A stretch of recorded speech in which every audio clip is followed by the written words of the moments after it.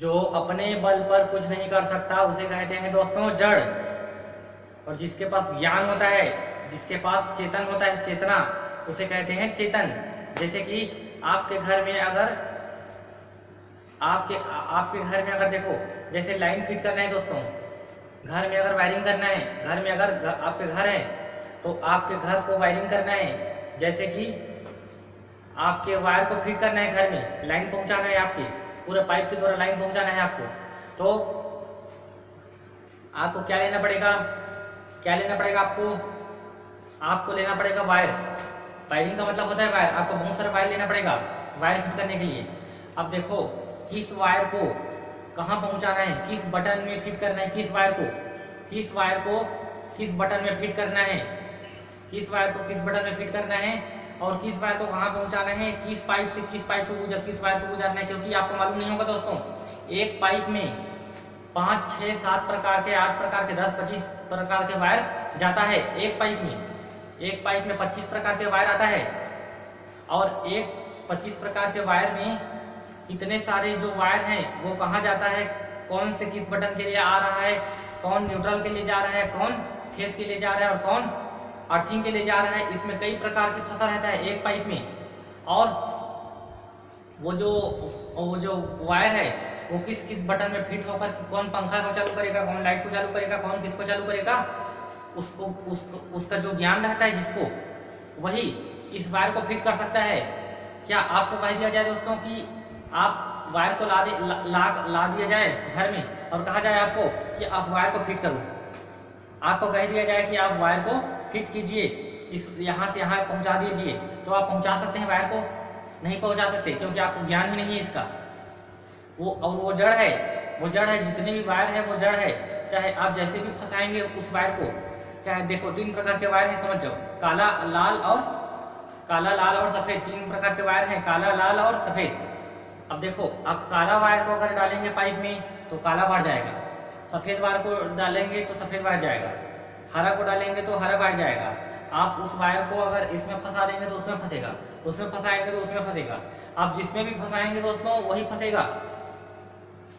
उसके पास ज्ञान नहीं है, उसे नहीं मालूम वायर को कि उस लाइट को कैसे चालू करना है, उसे नहीं मालूम, उसे नहीं मालूम दोस्तों, उस वायर को नहीं मालूम कि उस लाइट को, बटन को किस बटन में फिट करना है, तब ये लाइट जलेगा, ये पंखा चलेगा, ये टीवी चलेगा, ये कंप्यूटर चलेगा, ये चलेगा, ये चलेगा, वो चलेगा। उसे मालूम नहीं है वायर को, वो वायर जड़ है, उसे मालूम नहीं है।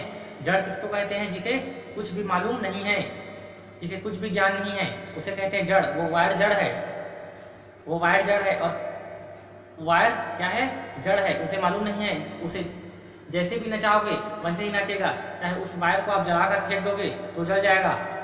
अगर आप उस वायर को अगर आप सही दिशा से कनेक्ट करेंगे तो वो जल जाएगा, और गलत दिशा से कनेक्ट करेंगे तो वो नहीं जल पाएगा, क्योंकि वो जड़ है।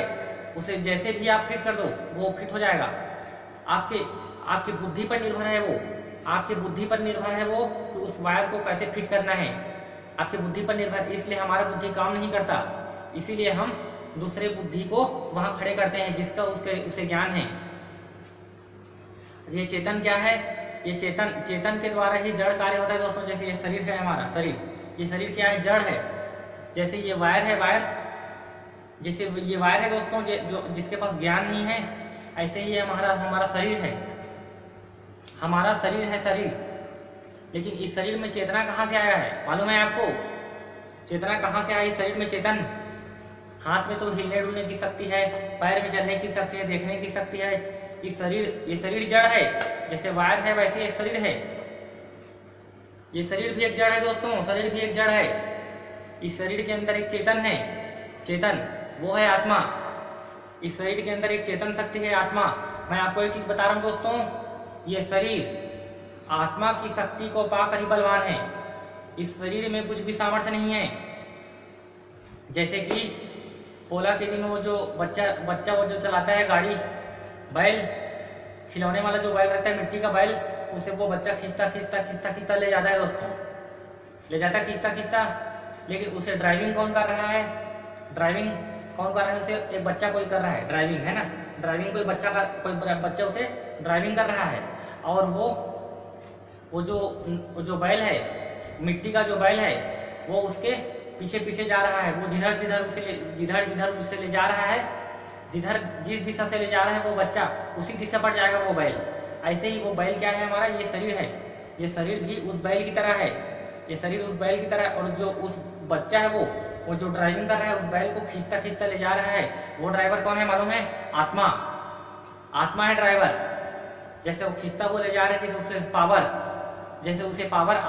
उस पावर उस बच्चे से मिल रहा है, उसे उस बैल को उस पावर उस बच्चे से मिल रहा है, उसे खींचने का, चलाने का, हिलाने डुलाने का पावर उसे बच्चे से मिल रहा है। ऐसे ही इस पूरे शरीर को जो पावर मिल रहा है, हिलने डुलने का, चलने फिरने का, जो देखने का, सुनने का, समझने का जो ज्ञान है, जितने भी संसार में जितने भी ज्ञान है, जितने भी संसार में ज्ञान है, वो ज्ञान किससे मिला है हमें? वो ज्ञान की जो शक्ति है, ज्ञान की जो शक्ति, चेतन शक्ति है, वही ज्ञान शक्ति, वही चेतन शक्ति कहते हैं दोस्तों। चेतन और ज्ञान में कोई अंतर नहीं है, ज्ञान और चेतन एक ही है, चेतन और ज्ञान एक ही है, चेतन और ज्ञान एक ही है। इस शरीर में चेतन नहीं है। ये शरीर वो जो बैल है, उसी मिट्टी की तरह है ही, मिट्टी से बना वो जो बैल है, ऐसे ही मिट्टी से बना ये शरीर है। इसमें कुछ भी ज्ञान नहीं है। लेकिन जो चेतना है वो है आत्मा। आत्मा से ही ज्ञान है दोस्तों, हमें आत्मा से ही सब कुछ है। ये जो शरीर के अंदर में भगवान ने आत्मा को फिट कर दिया है, इसीलिए इस शरीर के अंदर चेतन शक्ति बलवान है। हम कुछ भी चीज को उठा के पकड़ के इधर कर सकते हैं, इधर कर सकते हैं, इधर कर सकते हैं। क्या इनके पास शक्ति है? अगर इस पेन के अंदर अगर भगवान अगर किसी आत्मा को डाल देगा तो इसके अंदर चेतना आ जाएगा। ये इसे पेन को उठाना नहीं पड़ेगा, इस पेन को उठाकर हमें लिखना नहीं पड़ेगा, ये खुद से अपना लिखना शुरू कर देगा।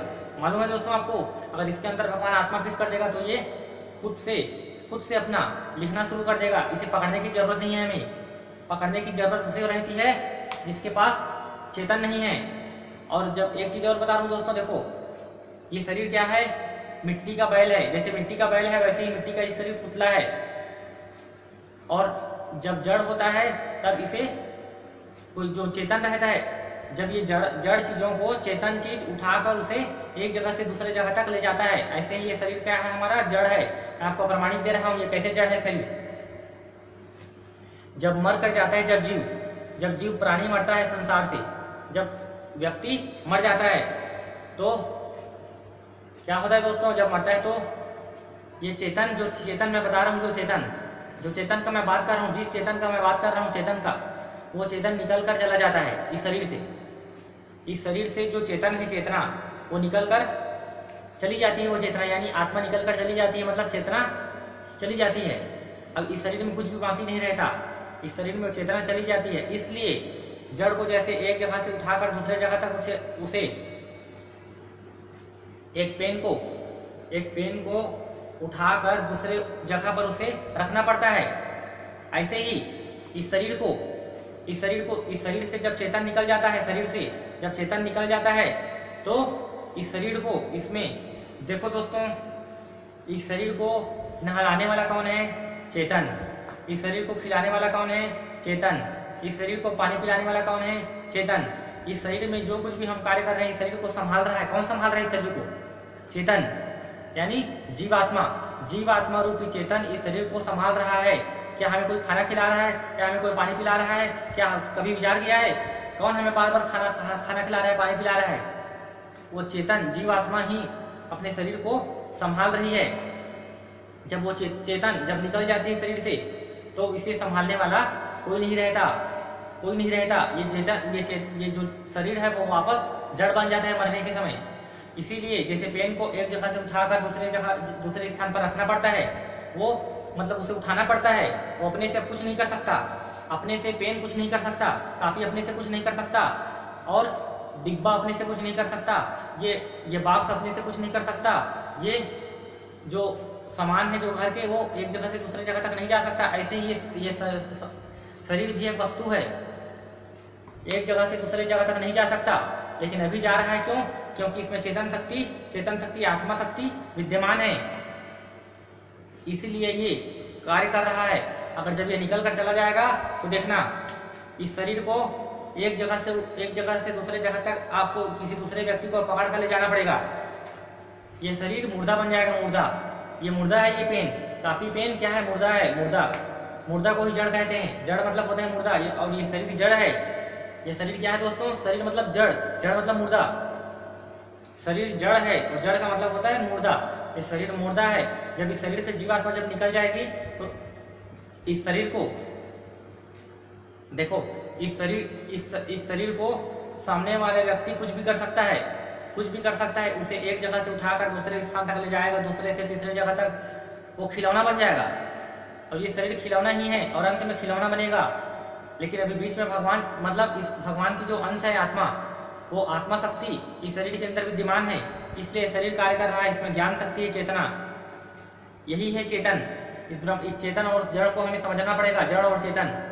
जड़ मतलब जो कुछ नहीं कर सकता, और चेतन मतलब जिसके पास ज्ञान है, जिसके पास ज्ञान है। इस शरीर को संभालने का आपको ज्ञान है, क्योंकि आपके पास आत्मा है।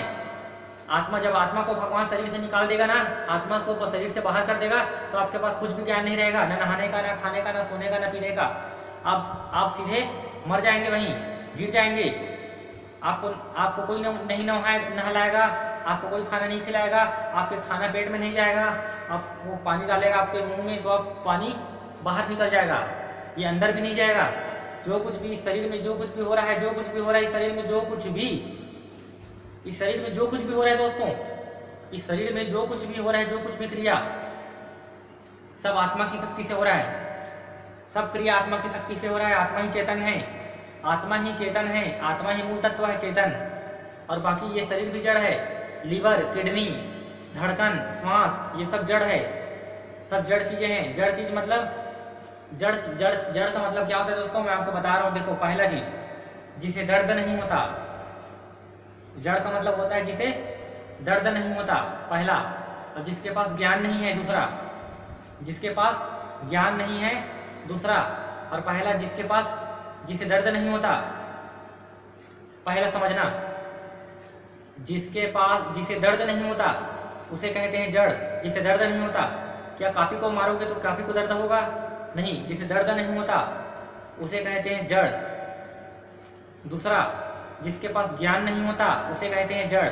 और तीसरा, जिसके पास कुछ भी सामर्थ्य नहीं है वो होता है जड़। और चेतन किसको कहते हैं? चेतन जिसे दर्द होता है, कष्ट होता है, वो है चेतन। जिसके पास ज्ञान होता है, ज्ञान, उसे कहते हैं चेतन। और जो सामर्थ्य है, सब कुछ कर सकता है, उसे कहते हैं चेतन। चेतन का मतलब होता है दोस्तों, उसे जहां भी भगवान फिट कर देता है वो स्वयं जीवित रहता है, और जिसमें रहता है उसको भी जीवित रखता है। जैसे ये आत्मा है, ये आत्मा, इस शरीर में भगवान ने आत्मा को फिट कर दिया है। आत्मा को फिट कर दिया है तो आत्मा स्वयं जीवित रहती है हमेशा, और जहाँ रहती है उसको भी जीवित रखती है। जैसे इस शरीर में है, इस शरीर में है तो इस शरीर को जीवित रखी है आत्मा। अगर इस शरीर को निकालकर उस आत्मा को अगर मच्छर शरीर पहना देगा भगवान इस आत्मा को, तो वो स्वयं तो जीवित रहेगा आत्मा, लेकिन उस शरीर के अंदर भी मच्छर को जीवित रखेगा। अगर उस मच्छर शरीर से निकाल देगा आत्मा को तो मच्छर मर जाएगा। अगर मेढक में डाल देगा तो मेढक जीवित रहेगा। ऐसे ही दोस्तों, ये शरीर क्या है? कपड़ा है, कपड़ा है। उसमें भगवान आत्मा को उस शरीर में डाल देता है तो वो शरीर कार्य करने लग जाता है। ऐसे ही मरने के बाद भगवान हमें कुछ भी शरीर दे देता है, छिपकली शरीर दे देगा। इस आत्मा को आपके कर्म के अनुसार छिपकली योनि में डाल देगा तो आपके छिपकली शरीर वो जीवित रह जाएगा। निकाल देगा तो वो शरीर मर जाएगा। आत्मा के निकलना ही मृत्यु है दोस्तों। आत्मा का निकलना ही मृत्यु कहलाता है, आत्मा का निकलना ही। और आत्मा ही सब कुछ करता है, शरीर कुछ भी नहीं करता। शरीर कुछ भी नहीं करता, शरीर आत्मा की शक्ति से ही कार्यरत है। शरीर में जो जितने भी कार्य करने की सामर्थ्य है वो आत्मा से है। आत्मा निकल जाएगी तो शरीर गोलमाल, मर जाएगा शरीर, कुछ भी कार्य नहीं कर सकता, शरीर मुर्दा बन जाएगा। शरीर है ही मुर्दा। शरीर का वास्तविक स्वरूप है जड़। जड़ मतलब मिट्टी, मिट्टी है शरीर। लेकिन इस शरीर में अंदर में आत्मा, चेतन शक्ति भगवान ने डाल दिया है। और ये चेतन कौन है मैं आपको बता दूं दोस्तों, चेतन परमात्मा है। चेतन क्या है दोस्तों? चेतन परमात्मा है। भगवान का एक नाम है चेतन, भगवान का एक नाम है चेतन, और भगवान ही चेतन है। ये हुआ दोस्तों जड़ और चेतन। ओम हरे कृष्ण कृष्ण कृष्ण हरे हरे, हरे राम राम राम हरे हरे, श्री राधे श्री राधे श्री राधे।